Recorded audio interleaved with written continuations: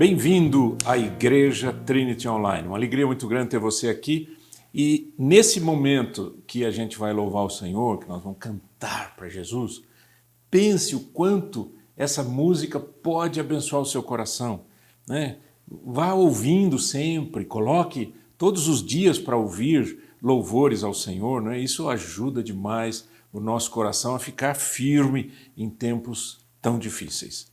Vamos lá? Vamos louvar o Senhor?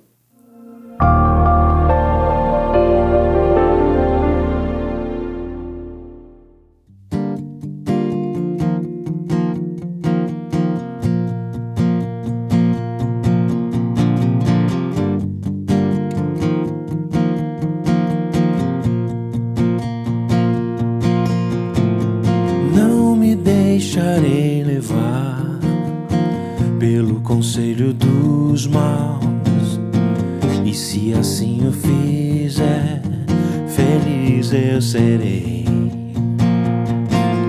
Não me afastarei de ti, mais perto quero estar, e se assim o fizer, feliz eu serei. Senhor é quem governa e abençoa todo aquele que o obedecer. Meu prazer está na lei do Senhor, e nela eu meditarei em todo tempo. Está na lei do Senhor, e nela eu meditarei.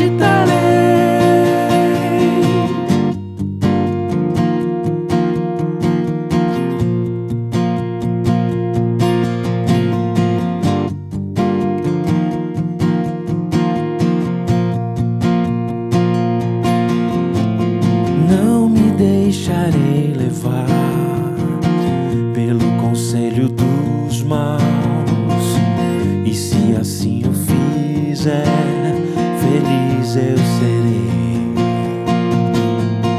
Não me afastarei de ti, mais perto quero estar, e se assim eu fizer, feliz eu serei.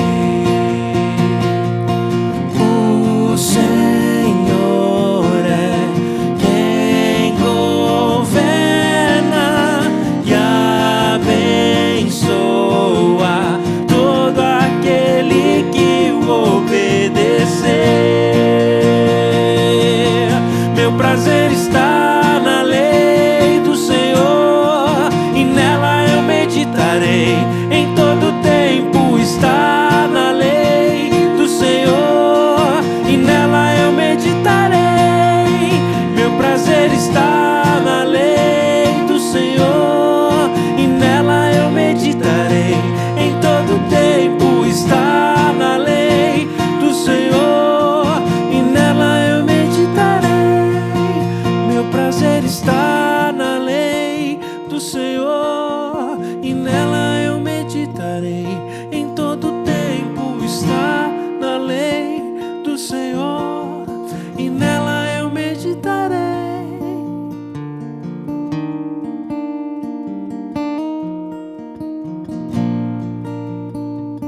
Aleluia, Jesus, que essa seja uma verdade para nós, Pai.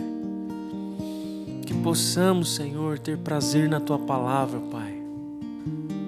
Tua palavra é imutável, Pai, e é nela que nós precisamos nos apoiar. É nela que nós precisamos estar firmados. É na Tua palavra, Jesus Cristo.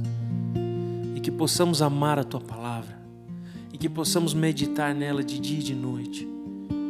E se essa não é a realidade hoje das nossas vidas, que essa música seja profética, Pai, para nós. Que o nosso prazer esteja em Ti e na Tua palavra, em nome de Jesus. Amém. Aleluia.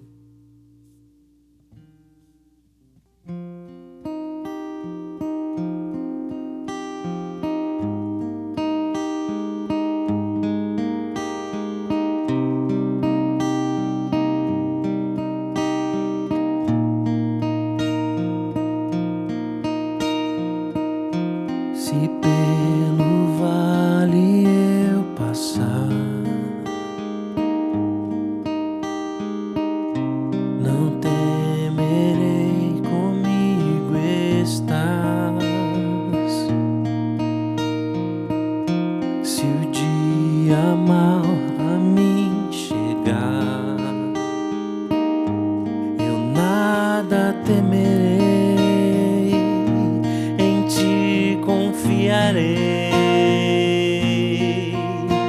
pois só tu és o meu pastor, que me conduz em teu amor. Louvarei meu Rei, Jesus, o Salvador.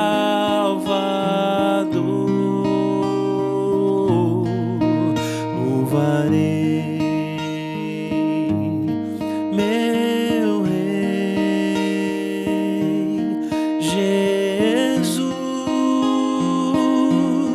Senhor.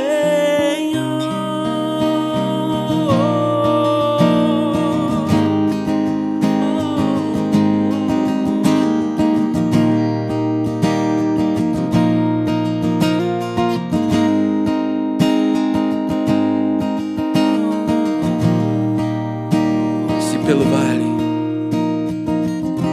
se pelo vale eu passar, não temerei, comigo estás. Se o dia mau a mim chegar, eu nada temerei, em ti confiarei, pois só tu és o meu pastor, que me conduz em teu amor. Louvarei meu Rei,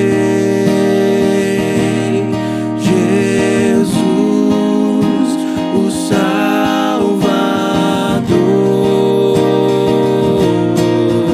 Louvarei meu Rei, Jesus, Senhor. Bendito seja Deus que me deu a vitória e do vale me resgatou.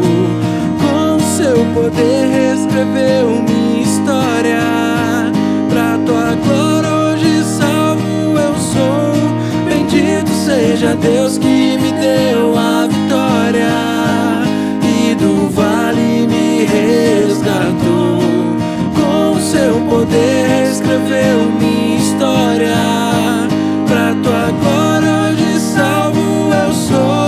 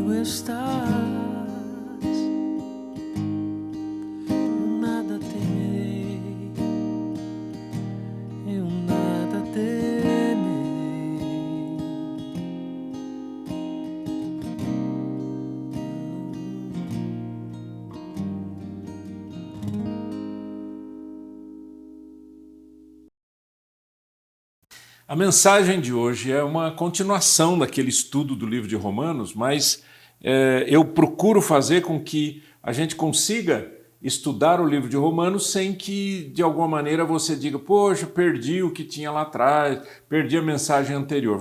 Vamos olhar o texto bíblico, não é? E procurar tirar daqui ensinamentos extremamente importantes para a nossa vida. Antes disso, vamos orar? Eterno Deus, em nome de Jesus Cristo, que a tua bênção caia sobre a minha vida, sobre a vida de cada pessoa que estiver ouvindo agora, e que o Senhor fale conosco, Pai. Fala conosco, eu te peço, em nome de Jesus. Amém e amém. Romanos capítulo 8, verso 18 em diante.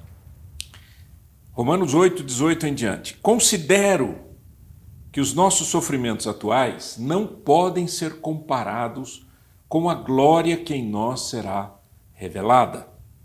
A natureza criada aguarda com grande expectativa que os filhos de Deus sejam revelados, pois ela foi submetida à inutilidade, não pela sua própria escolha, mas por causa da vontade daquele que a sujeitou, na esperança de que a própria natureza criada será libertada da escravidão da decadência em que se encontra, recebendo a gloriosa liberdade dos filhos de Deus.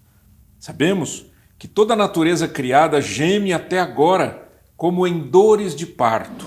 E não só isso, mas nós mesmos que temos os primeiros frutos do Espírito, gememos interiormente, esperando ansiosamente nossa adoção como filhos, a redenção do nosso corpo.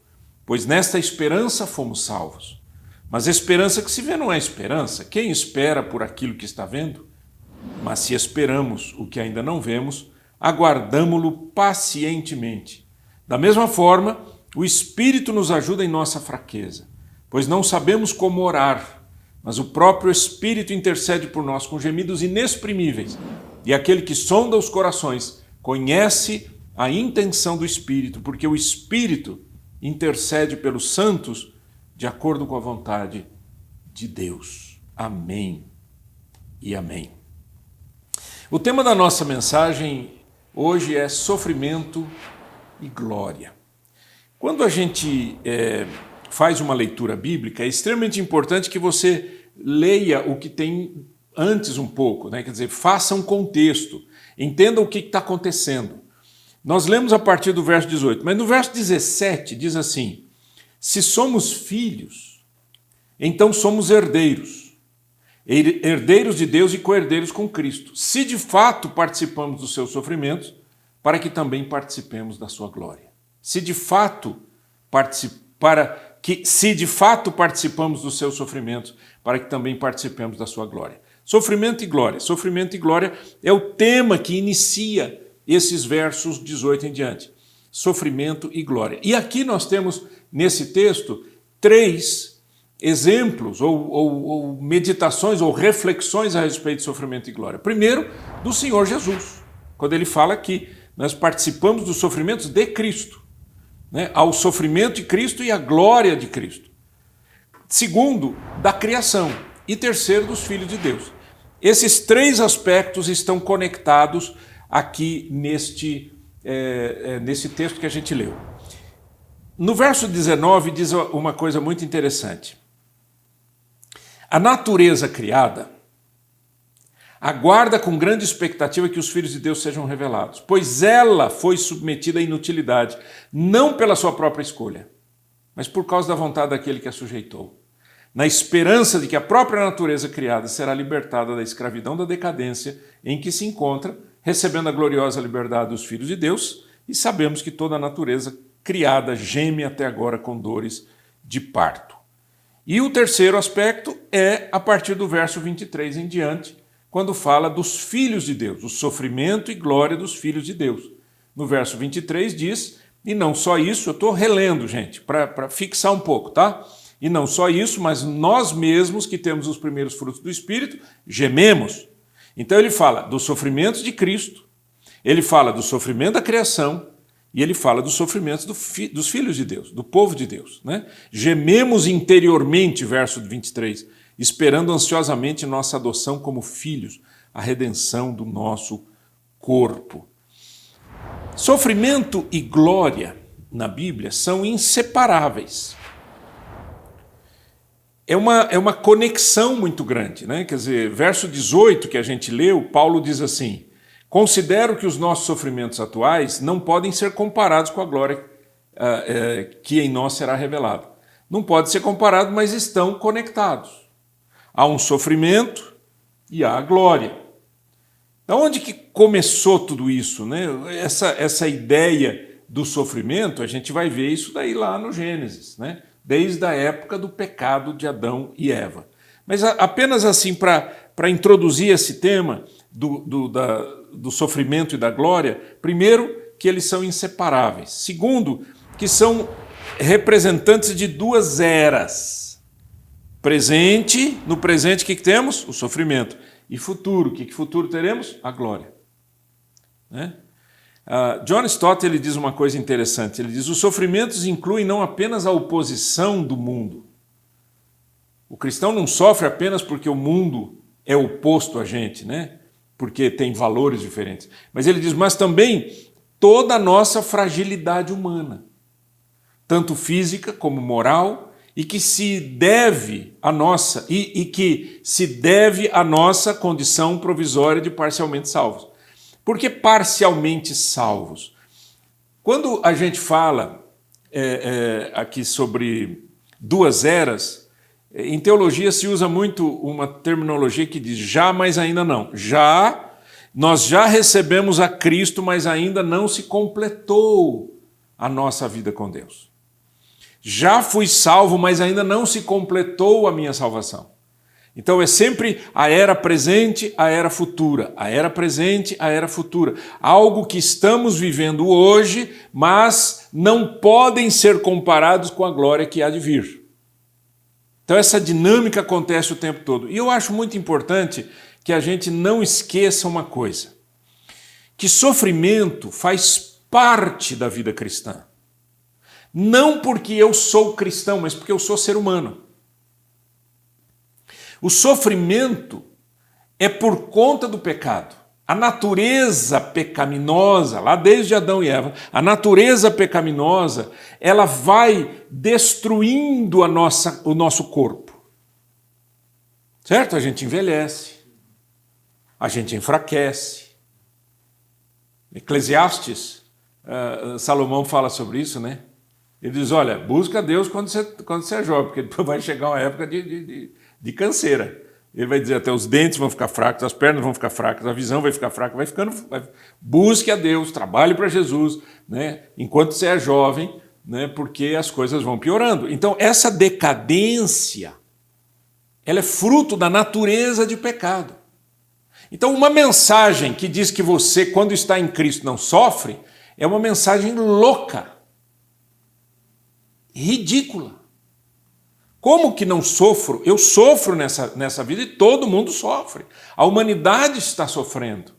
Né? Existe um sofrimento específico dos filhos de Deus, que a gente vai ver isso depois, mas existe o sofrimento que a natureza sofre, a humanidade sofre, todo mundo sofre.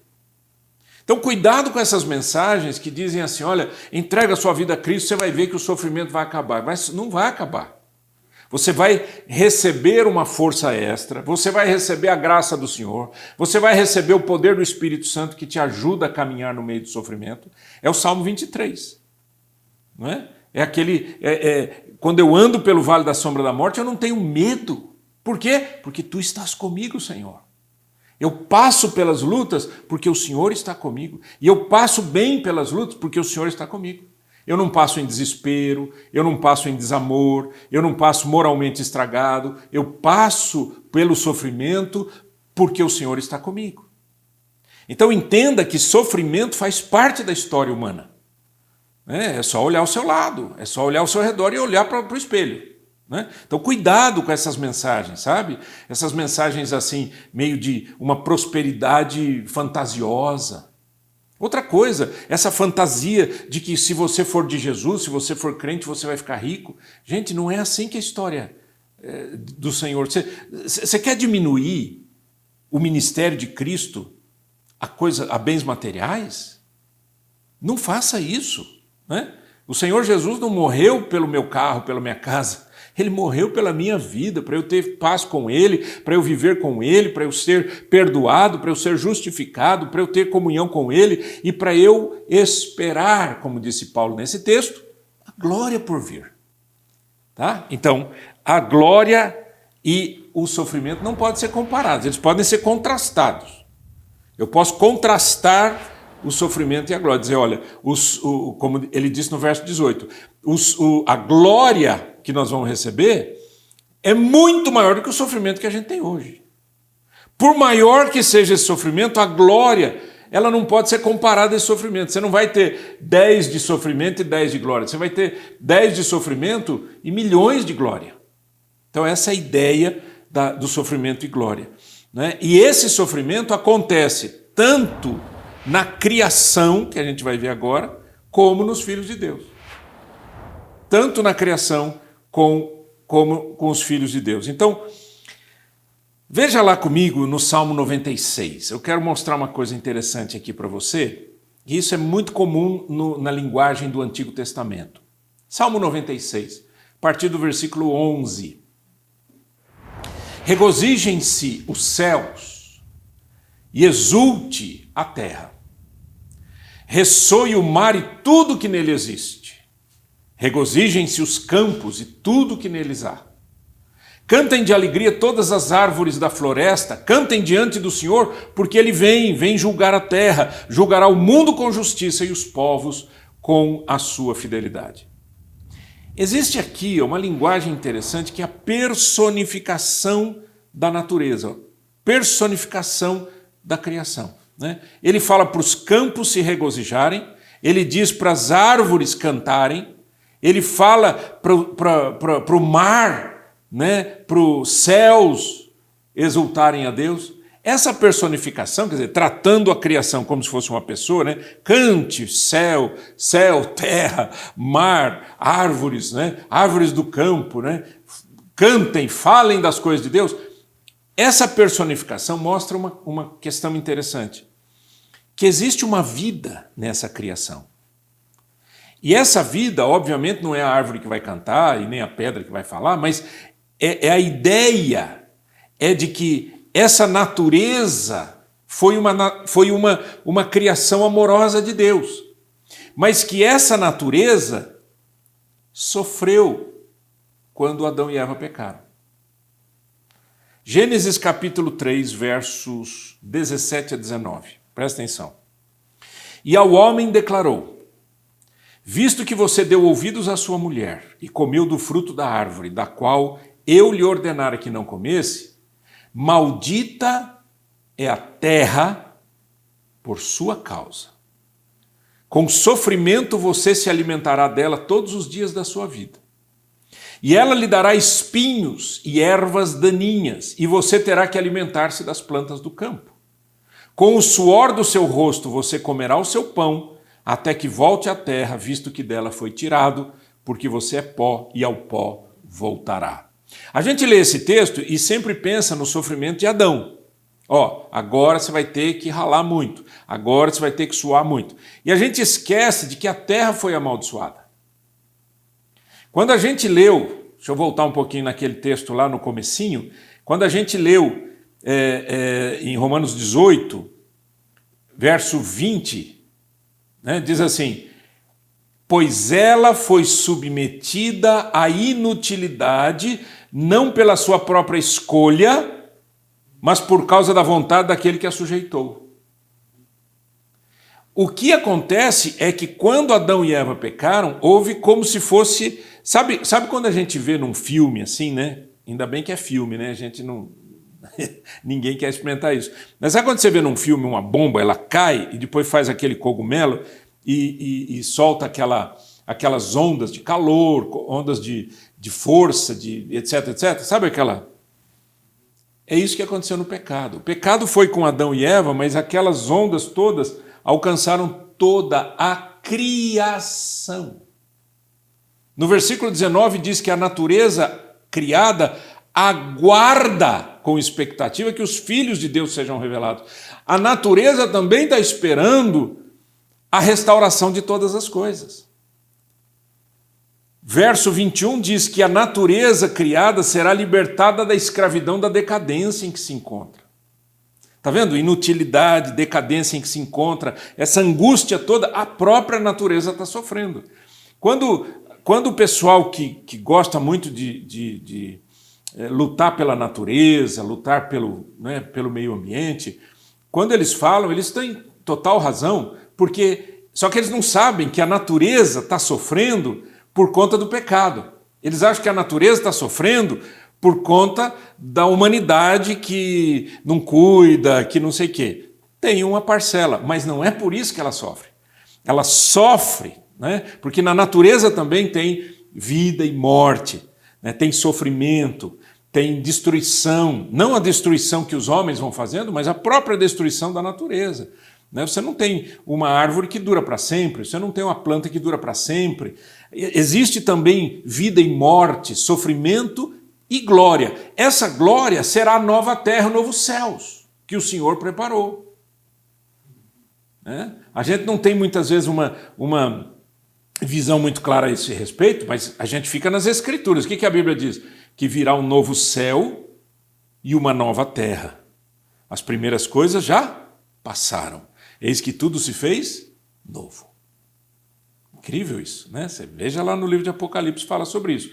Então, o que nós estamos falando é que a criação ela está sofrendo.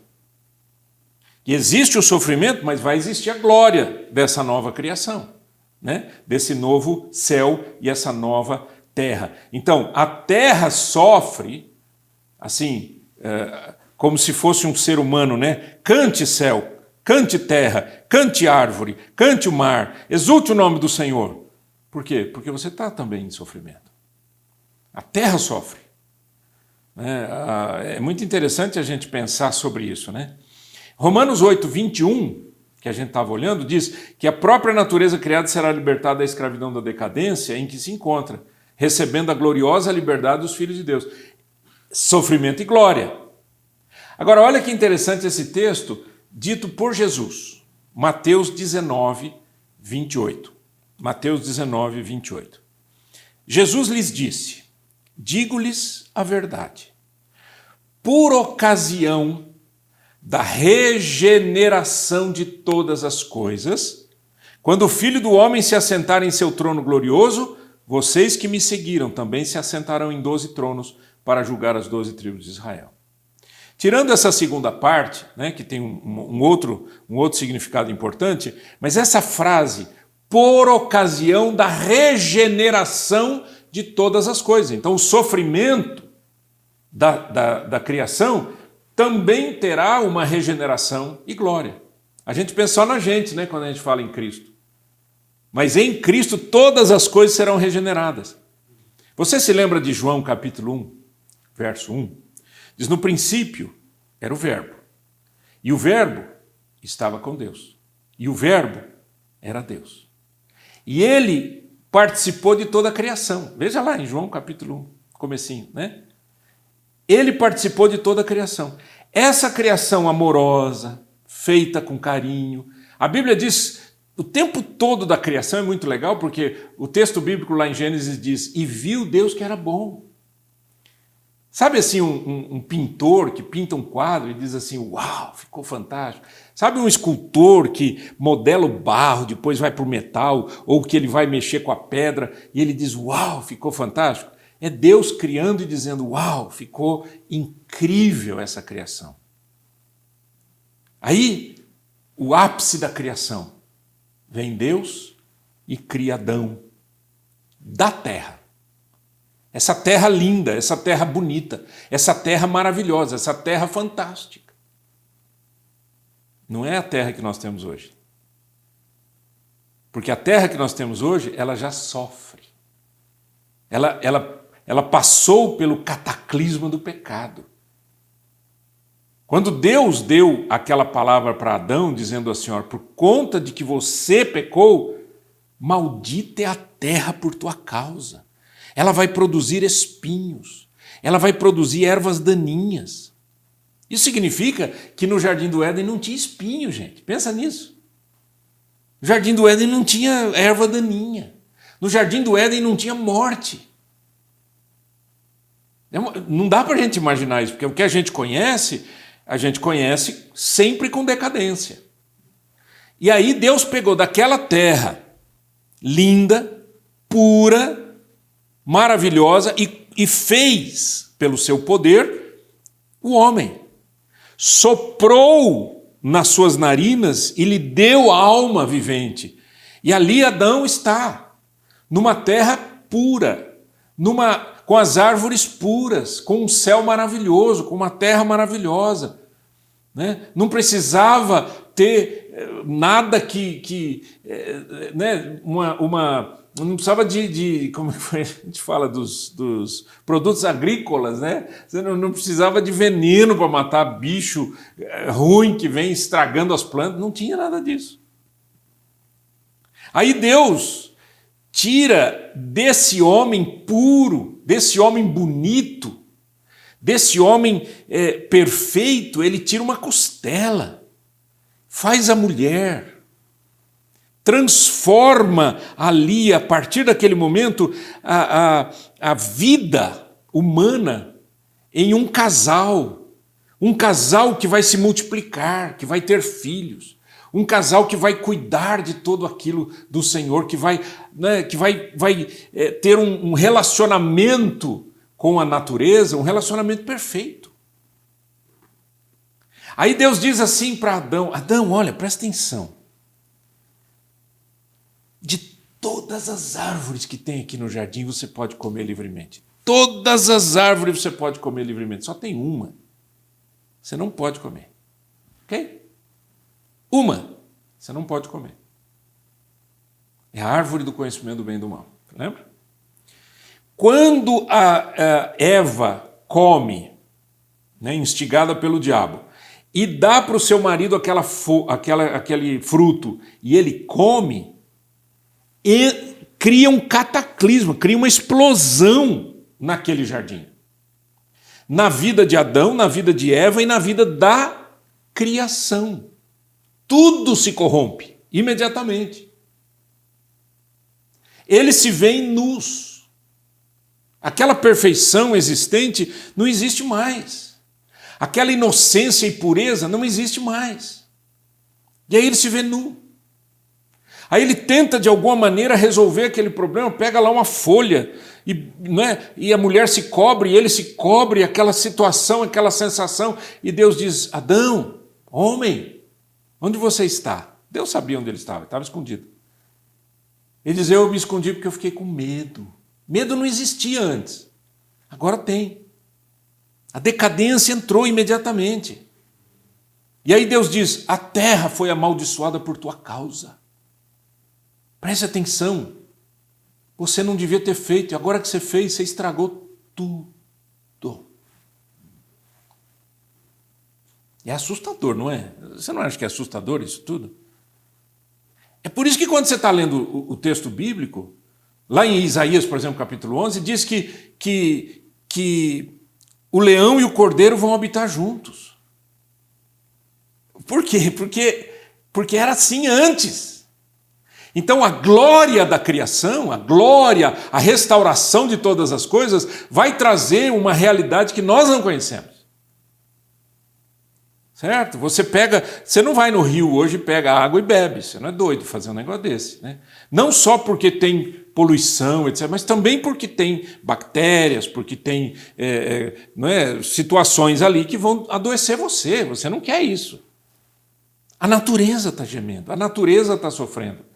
E porque a natureza está sofrendo, ela está aguardando, com expectativa, diz o texto, da mesma maneira que um parto. Olha só, eu vou ler aqui de novo, lá naquele texto, no começo do texto, diz assim, versículo 22, sabemos que toda a natureza criada geme até agora, como em dores de parto. O que a dor de parto significa? A dor de parto significa que vem uma glória depois do sofrimento. Né? Quando nasce uma criança, é a glória. A mulher se esquece da dor, a mulher se esquece do sofrimento, a mulher se esquece dos 9 meses, da dificuldade de dormir. Ela se esquece disso pela alegria de ter um filho ou uma filha. Então, obviamente, nós estamos fazendo aqui uma metáfora, existe uma metáfora aqui, porque a criança não é a glória que nós estamos falando, que é a glória de Deus, não. Mas ela é uma espécie de um presente maravilhoso depois da dor. Então, quando diz assim, a natureza está gemendo e sofrendo agora, como em dores de parto, é por quê? Porque algo novo vem aí. Louvado seja Deus. Algo novo vem aí, né? Isso não me libera para estragar a natureza, tá? Eu não estou aqui pregando de que a natureza está gemendo, então vamos acabar com ela, né? Vamos jogar lata no rio, né? Não é isso essa não é a questão, tá? Nós não estamos mexendo nesse assunto. Não estamos falando do que o ser humano está fazendo ou não com a natureza. Nós estamos dizendo que a natureza está sofrendo. E isso é muito importante que a gente tenha em mente, e eu vou dizer por quê. Olha só que interessante, no verso 21 diz que a própria natureza criada será libertada da escravidão da decadência. É aquilo que a gente já falou. Em que se encontra? Recebendo a gloriosa liberdade dos filhos de Deus. Ou seja, quando da regeneração de todas as coisas entra a natureza e entra a humanidade. E aqui eu quero falar com você, bem ao seu coração. Quero falar ao seu coração, quero que você pense nisso. Você está preparado, preparada para o encontro com Cristo? O encontro com Cristo pode acontecer quando Jesus voltar, se nós estivermos vivos, mas pode acontecer quando você morrer. E não sei se você sabe, mas você vai morrer, eu vou morrer, todo mundo vai morrer. A não ser que Cristo volte antes da minha morte física, eu vou morrer, vou passar pela morte. Né? Paulo diz que aqueles que não morrerem quando da volta de Cristo, eles serão transformados. É outra coisa, um outro corpo, né? E aí virá a ressurreição dos mortos, etc. Mas o que eu quero chamar a sua atenção é para que você pense, já que eu moro nessa terra, eu vivo na decadência, eu vivo numa criação decadente, a pergunta é, você está preparado para a glória que virá? Só que ela só vai vir para os filhos de Deus. Percebeu a linguagem?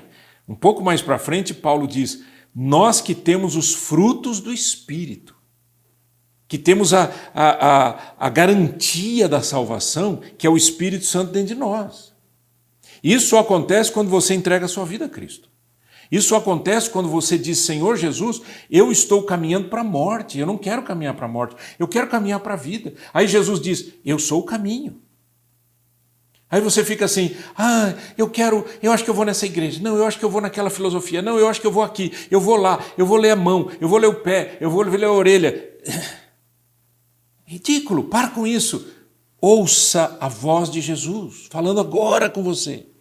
Eu sou o caminho, a verdade e a vida, e ninguém vem ao Pai senão por mim.